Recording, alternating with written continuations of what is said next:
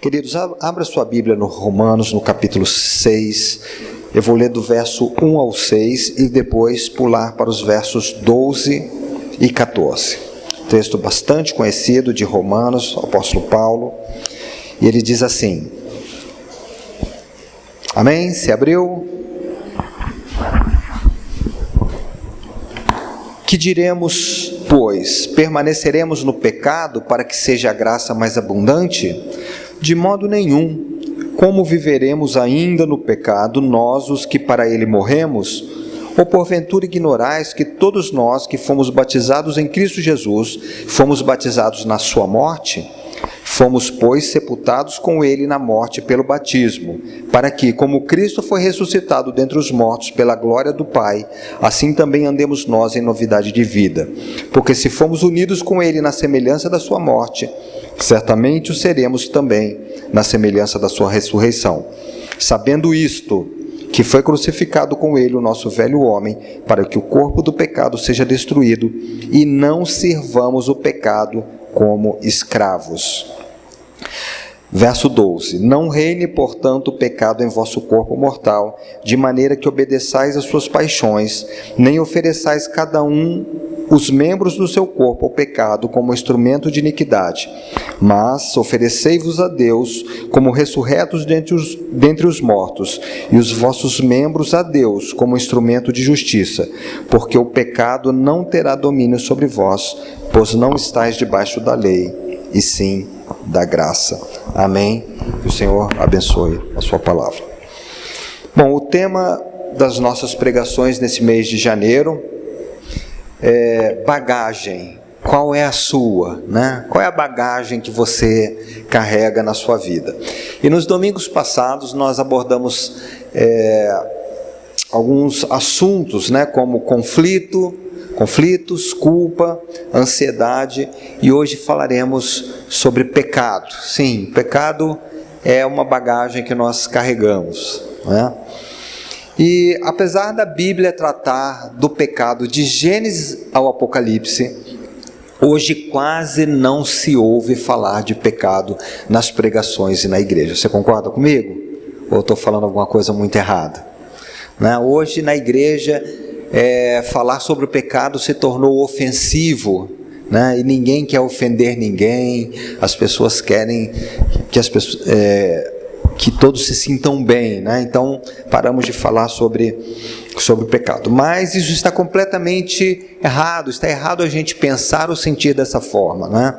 João nos ensina na sua primeira epístola que se dissermos que não temos pecado nenhum, enganamo-nos a nós mesmos e a verdade não está em nós. 1 João 1,8. Então, se você ou eu dissermos, não, eu sou crente agora, eu não tenho pecado, você está mentindo, vamos dizer assim, ou se enganando, né? Pode ser que você esteja só se enganando também. Então nós vamos tratar hoje do pecado, mas para falarmos do pecado, nós precisamos pensar no que é o pecado, né? Existem muitas definições de pecado, como errar o alvo, né? Pecado é a quebra da lei, mas na verdade a Bíblia revela a Deus como santíssimo, como um perfeito em seu ser, né? Então Deus é esse ser santíssimo, um ser perfeito. E o pecado é qualquer ato, qualquer palavra, qualquer pensamento, qualquer atitude, qualquer motivação contrários a Deus, à natureza de Deus, à lei moral de Deus, à vontade de Deus, a revelação de Deus, que está de acordo com a sua natureza santa e que é uma expressão da sua própria pessoa. E se você for um leitor, um estudante atento da Bíblia, você vai perceber que as Escrituras se referem a pecado e a pecados, no plural. Você já percebeu isso? A Bíblia fala tanto de pecado como de pecados. Pecado quando a Bíblia fala de pecado, ela está se referindo à natureza dos descendentes de Adão, aquela natureza que nos inclina a pecar, que nos inclina a fazer aquilo que está contrário à natureza de Deus, à santidade de Deus e à pessoa de Deus. E o pecado, como natureza pecaminosa, muitas vezes é referido na Bíblia, no Novo Testamento, como carne, como velho homem, são sinônimos também do pecado.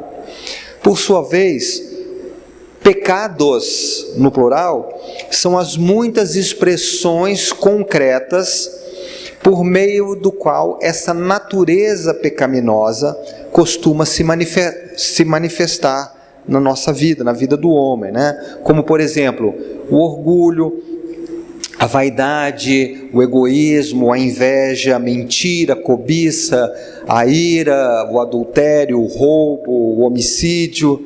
Então, isso são pecados que, na verdade, são expressões do pecado que está em nós, dessa natureza pecaminosa que nós nascemos, né, com ela por sermos descendentes de Adão.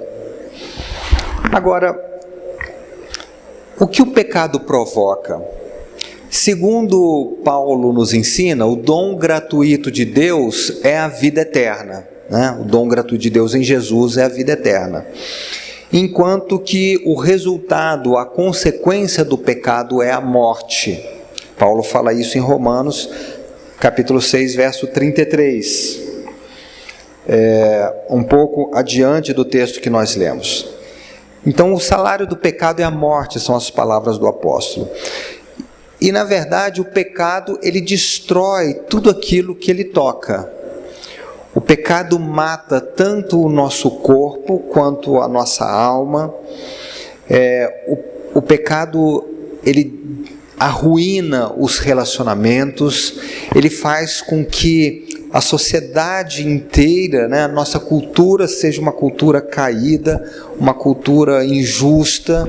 Por mais que os homens tenham suas utopias de um mundo maravilhoso aqui na terra, isso se revela sempre impossível, não importa qual é a forma de governo, não importa nada, porque o homem está corrompido pelo pecado. E o pecado, ele nos afasta de tudo aquilo que Deus nos criou para ser, porque o pecado, ele é contrário a Deus, ele é contrário à natureza de Deus, aos propósitos de Deus, ele é contrário sempre à vontade de Deus. Se nós pudéssemos fazer uma analogia do pecado com uma doença, seria uma doença terrível, que é o câncer, né? O câncer é um tumor maligno que se manifesta em algum lugar do nosso corpo. Ele tem um potencial para crescimento ilimitado, e ele de fato cresce se ele for maligno, o câncer sempre é maligno, né? E ele invade os tecidos vizinhos, atingindo outras áreas do corpo, e por fim ele se espalha por todo o corpo num processo conhecido por metástase e acaba matando aquele organismo, aquela pessoa, né? E o pecado é exatamente assim. É impossível você fazer, não, eu vou fazer só essa coisinha errada e só essa coisinha, mas o resto eu vou continuar fazendo tudo que é certo. Não, uma vez que o pecado entrou, ele vai se espalhar para as outras áreas, ele vai tomar conta de tudo. Por isso que o fermento é o símbolo, um dos símbolos do pecado na Bíblia, né? Porque é exatamente assim que o fermento funciona. Quando você está lá na cozinha fazendo uma massa, você põe trigo, água, sal, aí você joga um pouquinho de fermento e você bate aquela massa, o fermento toma conta de toda aquela massa e a massa começa a crescer. Não é assim que funciona o fermento? Então o pecado é exatamente assim. Ou você, um dos significados da santidade. A santidade tem dois significados básicos. Um é separado, né? Santo é algo que está separado, mas por analogia, né? ou por extensão, é algo que é puro, né? Então está separado da contaminação, então ele é puro, não tem mistura. E o pecado exatamente ele faz isso, ele mistura aquilo que é puro com aquilo que não é puro, com aquilo que é contrário a Deus, e aquela mistura acaba se espalhando e tomando conta de tudo. Agora, como nós, como cristãos, lidamos com o pecado, qual é a nossa relação com o pecado nessa vida? Ora, o pecado, ele é tão devastador que Jesus, o próprio Deus, veio ao mundo para nos salvar dos nossos pecados. E de fato, quando o anjo anuncia o nascimento para José, o seu nascimento para José, ele avisa, para José não rejeitar Maria, porque o ente que está dentro dela foi concebido pelo próprio Espírito Santo, e ele diz que ele vai nascer e lhe porás o nome de Jesus. Jesus é uma variação de Josué, que significa Yahvé é salvação, Então o nome de Jesus significa Yahvé é salvação. E ele diz, você lhe porás o nome de Jesus, porque ele salvará o seu povo do pecado deles. Então o próprio nome de Jesus, ele manifesta a missão de Jesus ao vir ao mundo, que era nos salvar dos nossos pecados. Então Jesus não veio aqui para ser um exemplo, embora ele seja um exemplo. Ele não veio aqui para ser um bom mestre, como alguns digam, embora ele seja um bom mestre. Mas o objetivo final da encarnação de Deus na pessoa de Jesus foi nos salvar dos nossos pecados, porque o pecado é terrível e devastador. E quando nós nos convertemos, por meio de Cristo, Deus, de fato, Ele nos perdoa dos nossos pecados, Ele nos justifica e Ele nos declara santo. Então, quando a pessoa se converte, Deus diz, bom, você é santo, no sentido de que agora você está separado para Deus. Separado. Então, no templo os objetos eram santos. Por quê? Porque eles estavam separados para o serviço de Deus. Então declara, você é santo porque agora você pertence a Deus, você está separado para Deus. Mas depois disso, a vida cristã se inicia aqui nessa terra, e Deus continua a trabalhar nas nossas vidas, para que nós sejamos transformados, e para que nós sejamos santos de fato. Primeiro ele declara, você é santo porque agora você é meu, você me pertence. Então, porque eu pertenço a Deus, porque você pertence a Deus, você é santo no sentido de estar separado para Deus. E agora Deus vai começar a trabalhar na sua vida para que você se torne santo nesse sentido de ser puro, de não haver contaminação, de não haver impureza, de não haver injustiça, de não haver pecado na sua vida. E Deus vai te transformar numa pessoa santa de fato, à medida que Ele te santifica, na medida que Ele te purifica de toda injustiça. Agora, Deus faz isso e Ele trabalha para que o pecado não reine mais na nossa vida, para que o pecado não tenha mais domínio sobre nós. E no texto que nós lemos, Romanos capítulo 6, ele diz isso, nós morremos com Cristo e nós estamos mortos e o pecado não tem mais domínio sobre nós. Antes de nos convertermos, nós éramos escravos do pecado, nós não tínhamos escolha, nós estávamos escravizados pelo pecado, mas agora nós morremos com Cristo e uma vez que eu estou morto, o pecado não tem mais domínio com Cristo. E eu ressuscitei com Cristo no batismo, e agora Paulo fala, então o pecado não domina mais para você, então agora viva a sua vida de forma que o pecado não reine mais sobre você, certo? Não reine mais sobre você, você não é mais escravo do pecado, agora você deve viver a sua vida de forma que o pecado não reine mais sobre você. E nesse sentido, nesse assunto, nós temos dois extremos no meio evangélico, São dois extremos. Há um grupo de pessoas que tem a falsa pretensão de não pecar nesta vida. Os fariseus eram assim. Eles pegavam a lei, principalmente os aspectos cerimoniais e os aspectos externos da lei, e eles cumpriam tudo que está ali. Eles achavam que eles eram santinhos, Eles eram muito bons. Graças te dou porque eu não sou como esse pecador, Eu oro 3 vezes ao dia, eu jejuo não sei quantos dias na semana, eu dou o dízimo de tudo, tal. Não era a oração do fariseu. E no meio cristão, até hoje a gente tem alguns fariseus que são assim também. Não, eu sou santo, eu não me misturo, eu sou uma pessoa, Esse é um extremo, Não, eu não peco, eu não tenho nada a ver com o pecado. Agora veja que o outro extremo são cristãos que vivem a sua vida relaxadamente, sem se preocuparem com o pecado, sem se preocuparem em viver uma vida santa. Esses são crentes liberais, né? Ele é crente, mas você olha para a vida dele e você quase não consegue saber que ele é crente, né?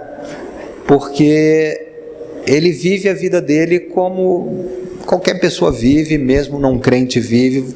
Ele é um crente liberal, que ele não tem essa preocupação com o pecado, essa preocupação de agradar a Deus, essa preocupação com a santidade. Ambas as posições estão incorretas e estão em desacordo com a palavra de Deus. Nós já citamos 1 João, capítulo 1, verso 8, onde o apóstolo diz que aquele que diz que não tem pecado nenhum é mentiroso e a verdade não está nele, né? Então assim, se eu digo eu não tenho pecado nenhum, eu estou mentindo, porque embora nós tenhamos sido livres do domínio do pecado quando nós nos convertemos, o pecado ainda é uma realidade nessa vida. Nós ainda temos essa inclinação para o pecado, e até o último dia que eu e você vivermos, nós estamos lutando contra o pecado. Paulo fala que o espírito e a carne são opostos entre si, e eles militam um contra o outro para que a gente não faça o que a gente quer. O espírito aqui é o Espírito de Deus. Então, quando você quer fazer a vontade de Deus, a carne, que é aquela natureza pecaminosa, o velho homem, ele luta contra o espírito para que você não faça a vontade de Deus. Mas quando você começa a dar vazão para a carne, o Espírito de Deus também vem na sua vida e ele te convence, ele te entristece. Então o Espírito e a carne estão sempre lutando contra si. Qualquer coisa que você decide fazer, seja a vontade de Deus, ou seja o pecado, existe essa, se você é um crente verdadeiro, existe essa luta do Espírito contra a carne, para que você não faça o que você quer. Vou fazer a vontade de Deus, começa a luta. Vou pecar, começa uma luta, se você é um crente verdadeiro, né? E então, quem acha que não tem pecado, está errado, de acordo com a palavra de Deus. Mas quem vive na prática do pecado, também deve se questionar se é convertido mesmo, não é? Porque a pessoa que fala assim, eu sou o santão, eu sou o fariseu, mas o outro diz que é crente e vive como se ele não fosse, ele vive na prática do pecado, né?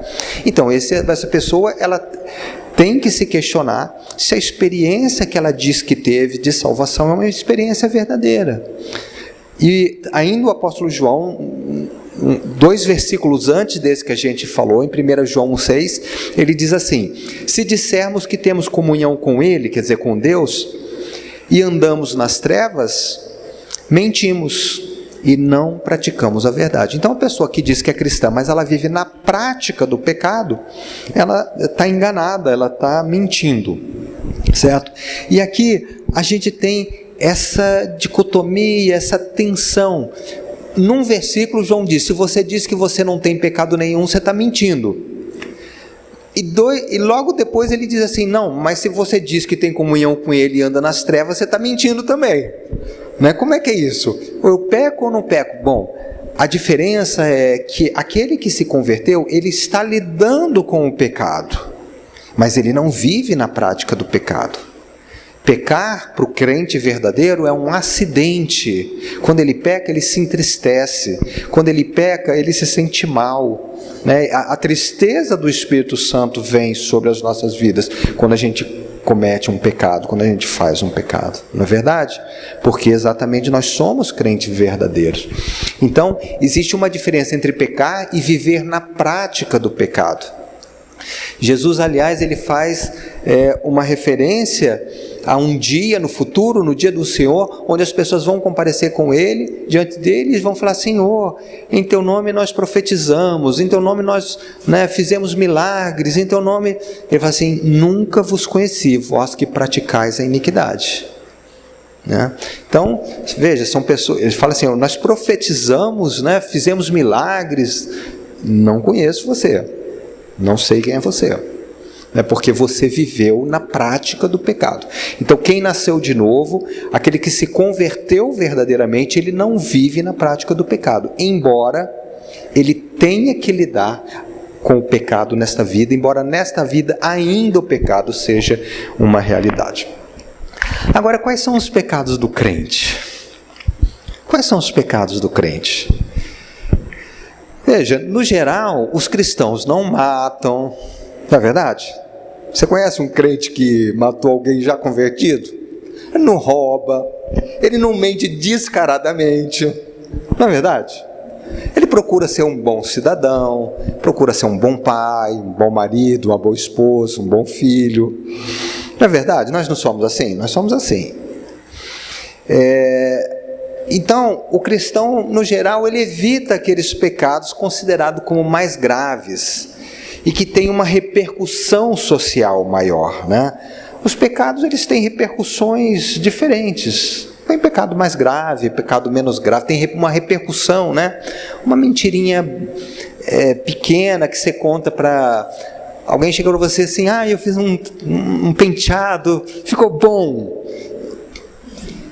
Você não achou que ficou bom, né? Mas você fala, tal, né? Não é exatamente a verdade, né? Mas você não quer ofender a pessoa, mas também não é a verdade.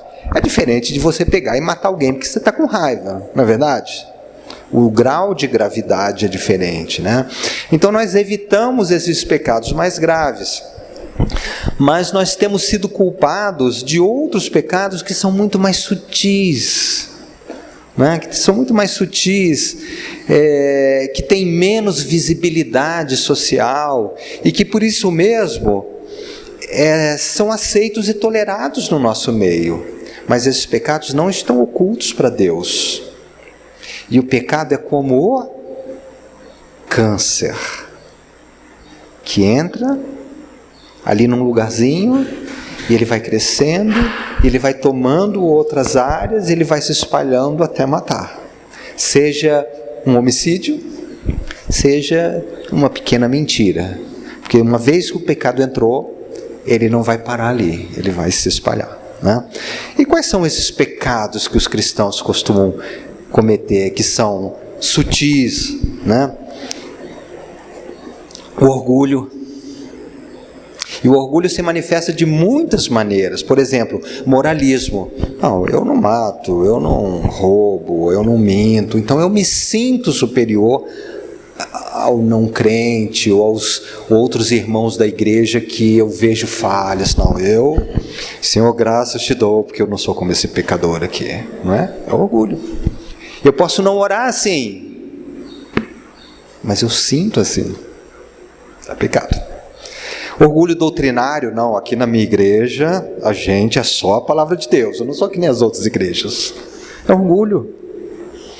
Orgulho de realizações, não, eu fiz isso, eu fiz aquilo.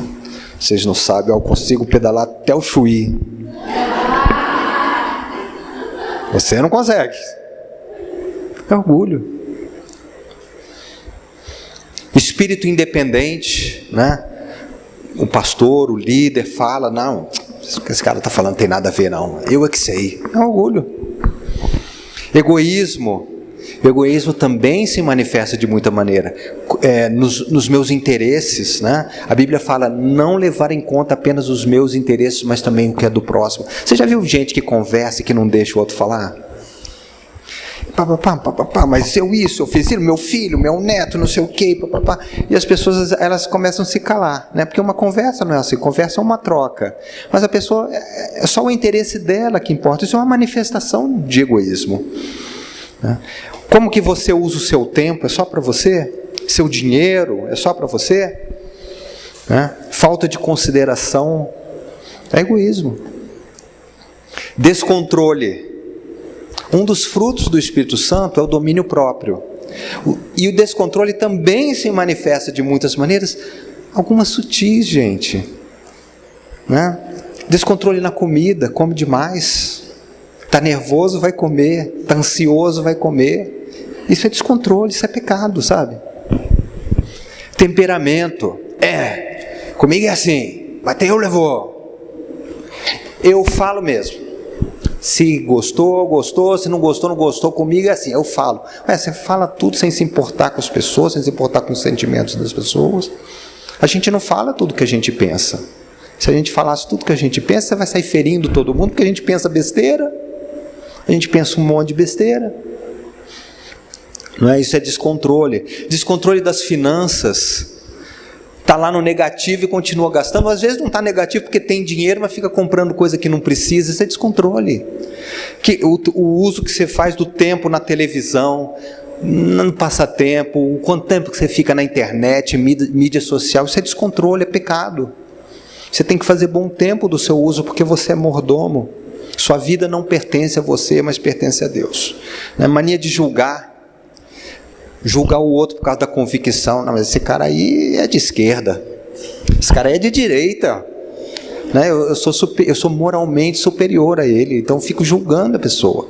Julgar por causa de doutrina, e essa igreja aí não põe o pé nessa igreja, né? Então fica julgando. Espírito crítico, né? Tudo está criticando. Inveja, ciúme e pecados afins, né? Que inclui, por exemplo, a competitividade, está sempre competindo para ser o melhor, para ser o primeiro, para ser o maior, né?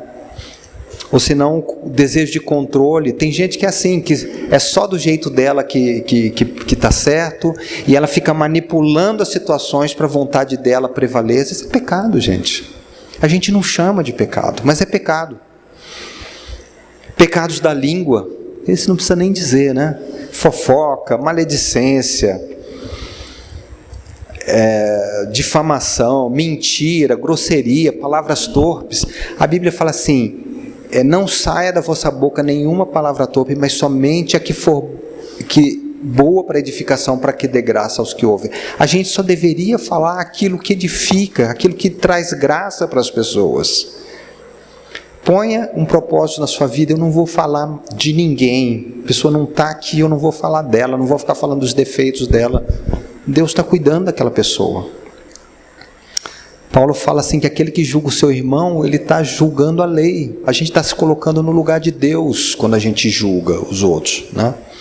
A ira, que inclui também a ira, quando você reprime ela vira ressentimento, ela vira amargura de coração, e quando você põe para fora, ela vira hostilidade, vira ódio, vira inimizade. Como uma ira no meio da igreja se espalha, gente, aquilo vai espalhando. Daqui a pouco uma comunidade, um grupo de pessoas que eram amigos, daqui a pouco está todo mundo com intrigas, e vai por aí, né? Ansiedade é não confiar em Deus. Isso é que significa ansiedade, né? Eu fico preocupado com o meu futuro, porque eu acho que Deus, se eu não fizer alguma coisa, Deus não vai fazer, então eu preciso fazer, e como eu não estou conseguindo fazer, eu fico ansioso. Ansiedade, frustração, insatisfação, aquela pessoa que está sempre insatisfeita da vida, que leva à murmuração, né? Que foi o motivo pelo qual Deus rejeitou o povo de Israel no Egito, foi murmuração. Não é verdade? Murmuração não é uma coisa pequena, mas é tolerada no meio da igreja, ficar reclamando. Ingratidão, impaciência, irritabilidade, isso é comum dentro da família. Marido, mulher, se irritam com o outro. Eu não tenho direito de me irritar com ninguém. Não importa o que você fez, eu não tenho direito de me irritar com ninguém. A irritação é uma expressão de um ego descontrolado. Não é? Impaciência, eu não sou Deus. Por que eu vou ser impaciente? Quando a minha vontade, sabe aqueles deus grego, quando não aconteceu o que quer, ele manda um raio, um trovão na cabeça de alguém. Eu não sou Deus grego, né? Então a Bíblia fala para a gente ser paciente, né? Esperar com paciência no Senhor. Então Deus é que é Deus, eu não sou Deus. Então todos esses pecados são sutis. Às vezes o pecado está no meu coração, mas ninguém está vendo, porque ninguém está vendo que eu estou irritado, porque eu estou irritado, mas eu estou sorrindo. Mas Deus está vendo o meu coração. Eu estou ansioso, mas ninguém está vendo, mas Deus está vendo o meu coração.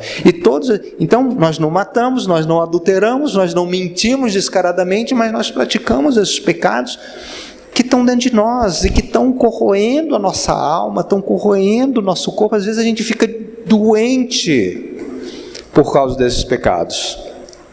E essa é a nossa bagagem. E a gente não larga a bagagem. Já viu? quando você está numa rodoviária cheia com a mala, assim, você segura e não larga, para ninguém levar. Às vezes a gente está com essa bagagem e a gente não larga. Muitos dizem, é comum dizer, talvez você já tenha ouvido, que o orgulho é a raiz de todos os pecados. Quem já ouviu isso? O orgulho é a raiz, está por trás, é a raiz de todos os pecados.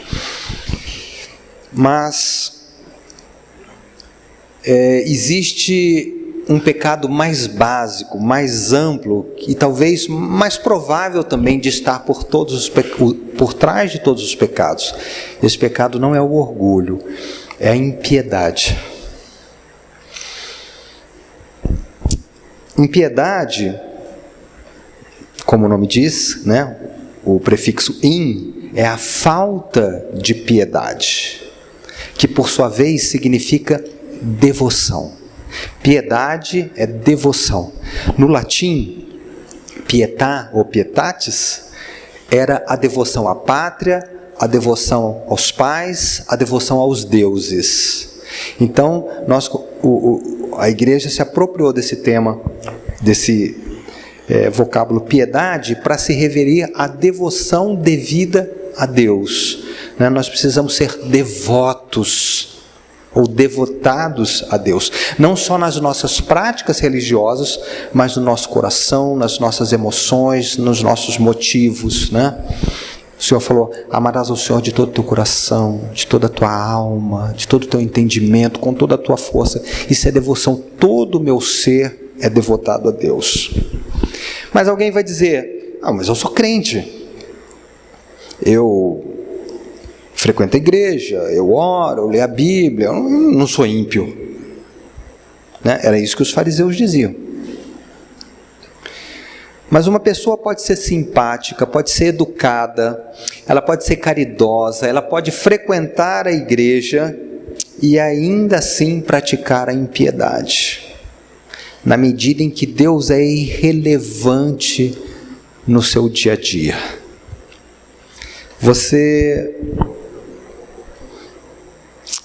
Deus está longe do seu pensamento no seu dia a dia. Você até vai à igreja, você lê a Bíblia, você ora. Então eu levanto cedo, faço lá a minha oração, leio a Bíblia rapidinho, uns versículos lá. Ao longo do dia eu oro antes das refeições.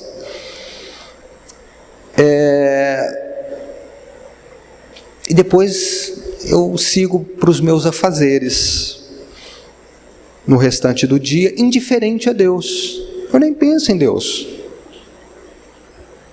Eu fico lá concentrado no meu trabalho, lá no fazer a comida, levar filho para cá, filho para lá, e Deus, ele simplesmente não está no meu pensamento. Ele é irrelevante para mim ao longo do dia. Eu não penso em Deus ao longo do dia. Um exemplo disso está lá em Tiago, capítulo 4, verso 13 a 15. Tiago fala assim: olha, agora eu vou falar uma coisa para vocês que dizem: hoje ou amanhã eu vou viajar para tal lugar, eu vou ficar lá 1 ano, eu vou negociar, vou fazer isso, vou ganhar dinheiro. Ele fala: não faça isso, você não sabe nem se você vai estar vivo amanhã.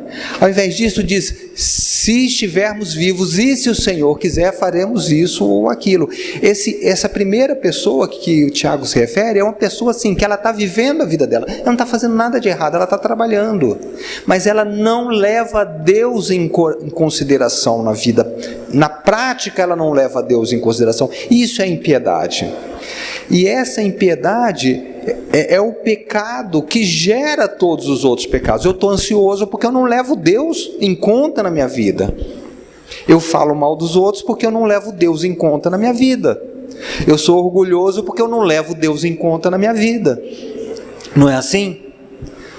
Eu sou mal agradecido, eu sou ingrato porque eu não levo Deus em conta na minha vida. E para encerrar, como é que nós podemos lidar com o pecado, né? Porque, como eu disse, o crente acha que pecado é uma mensagem para incrédulo. Eu tenho que falar de pecado para incrédulo. Mas o pecado, nós temos que lidar com o pecado na nossa vida também. E como é que nós lidamos, né? Então, esses pecados que nós falamos aqui, como eu disse, eles são pecados sutis, e frequentemente tolerados dentro da igreja, frequentemente tolerados dentro do meio evangélico. Mas todo pecado é como câncer, que ele vai aumentar, ele vai tomar tudo e no fim ele vai trazer a morte. Então, assim como o câncer precisa ser tratado, o pecado, qualquer que seja ele, precisa ser tratado também. E o perigo desses pecados, que não é assassinato, que não é uma mentira criminosa, que não é um roubo, o perigo deles é exatamente por eles serem sutis, por eles serem tolerados, e por isso mesmo, muitas vezes esses pecados não são reconhecidos e não são tratados. Você vive falando mal dos outros, mas por que isso é aceitável socialmente?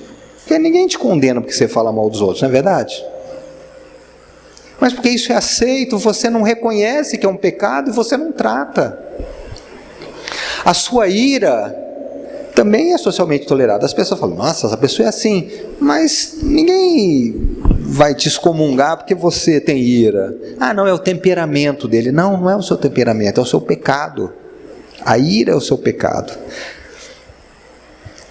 Então a gente não trata esses pecados exatamente por eles serem sutis e tolerados. Então eu vou dar aqui algumas orientações bíblicas para aliviar a bagagem do pecado, né? Primeiro, trate o pecado no contexto do Evangelho. Esse é um outro erro de nós como cristãos. A gente acha que o Evangelho é para o não crente. Agora que eu converti, eu não preciso mais do Evangelho. Não! Você vai caminhar com o Evangelho até o céu. Então, para eu tratar o pecado, esse tratamento tem que ser com o Evangelho. Primeiro, eu reconheço que meus pecados foram levados por Cristo na cruz do Calvário. Ele cravou o escrito de acusação que havia contra mim na cruz. Então, Deus já tirou a culpa do pecado de cima de mim.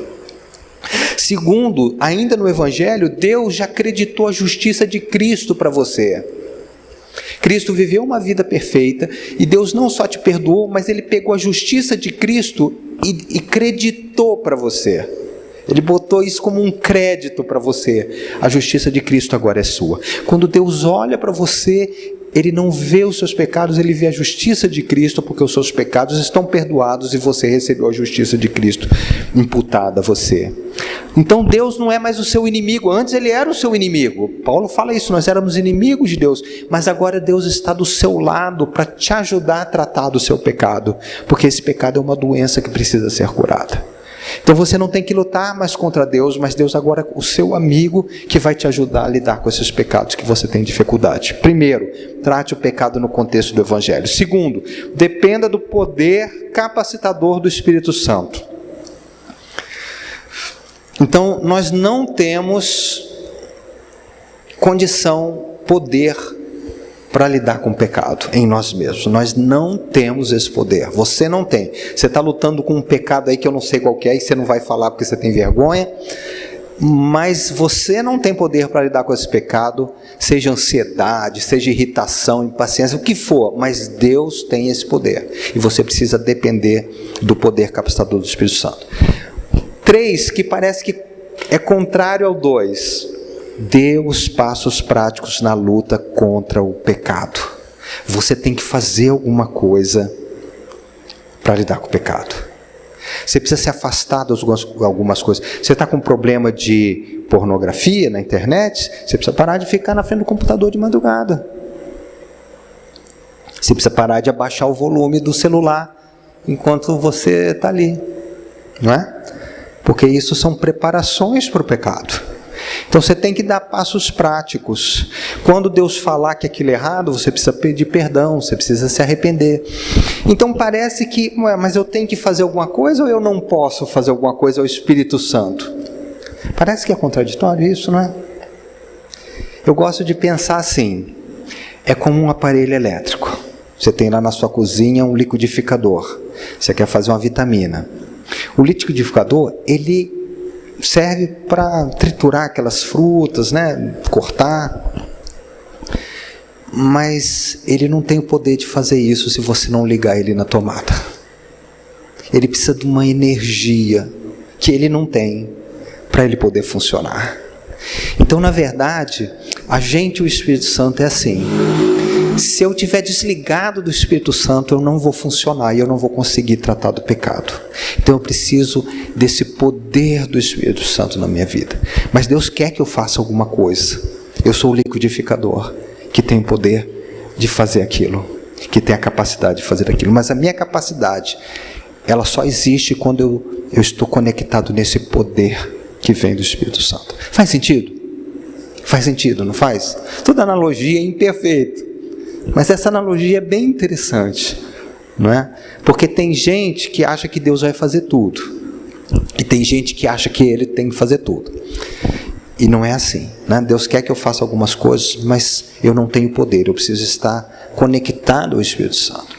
Existe até uma frase famosa que diz assim: ore como se tudo dependesse de Deus, e haja como se tudo dependesse de você. Você já ouviu essa frase de algum pastor, alguma mensagem? Não é? E é exatamente esse equilíbrio entre nós darmos os passos necessários e a nossa dependência sobrenatural do Espírito Santo. 3. Dê os passos práticos na luta contra o pecado. 4. Identifique as áreas onde esses pecados tolerados atuam na sua vida. É pecado da língua? Então identifica isso, né? Qual é o pecado, esse pecado sutil, tolerado, que você tem lutado? É ansiedade?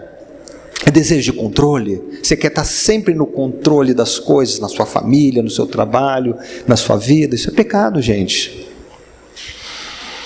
Então identifique qual é a área. 5. Aplique versículos específicos para cada pecado. Cada pecado que você imaginar tem um versículo que vai te ajudar. O salmista no Salmo 119:11 diz: guardei a tua palavra no meu coração para não pecar contra ti. Então quando você estiver na luta contra o pecado, você já identificou, você viu a tentação, você fala assim: não saia da minha boca nenhuma palavra torpe, mas somente a que for boa para a edificação, para que dê graça aos que ouvem. Eu quero ficar ansioso, não, lançando sobre ele toda a vossa ansiedade, porque ele tem cuidado de vós. Amém? Para cada dificuldade que você tem na luta contra o pecado, tem um ou muitos versículos que vai te ajudar. Se aproprie da palavra de Deus e aplique a palavra de Deus na sua vida. 6. Ore continuamente sobre os pecados com o qual você luta. Ore. Ore. A nossa aquela dependência do poder do Espírito Santo está ligada a esse passo, né? Eu dependo do Espírito Santo no meu coração, mas eu dependo do Espírito Santo também em oração. E 7, envolva um ou mais cristão maduro na sua luta contra o pecado. Tem gente que luta contra o pecado, ele fica quieto, e ele está continuamente perdendo a batalha contra o pecado. Quando a gente fala do pecado, parece que é um quarto escuro que você abriu a porta e entrou a luz. E o pecado, ele perde a força dele quando ele é exposto. Por isso que todo mundo que quer fazer coisa errada, faz escondido. Porque o pecado escondido, ele tem força. Mas quando a gente expõe o pecado, ele perde a força. Por isso também que a palavra de Deus diz: confessai as vossas culpas, os vossos pecados uns aos outros. Porque quando eu confesso, irmãos, eu tenho dificuldade nessa área. O pecado perdeu força a hora que eu fiz isso. Então, você não vai fazer isso com qualquer um, mas escolha um cristão maduro, 2 cristãos maduros ou cristãs, que te ajudem na sua luta contra o pecado.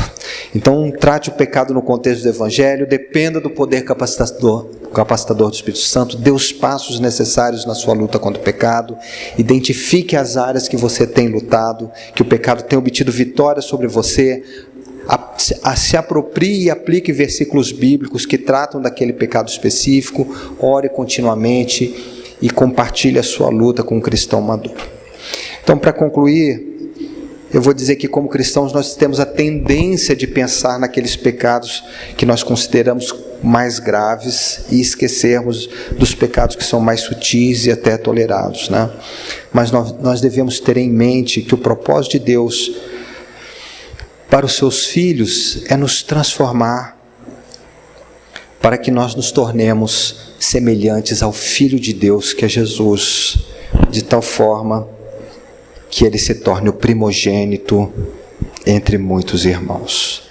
Deus tem um plano para a sua vida. As pessoas vivem falando, não, eu quero saber a vontade de Deus para a minha vida, eu quero saber o plano de Deus para a minha vida.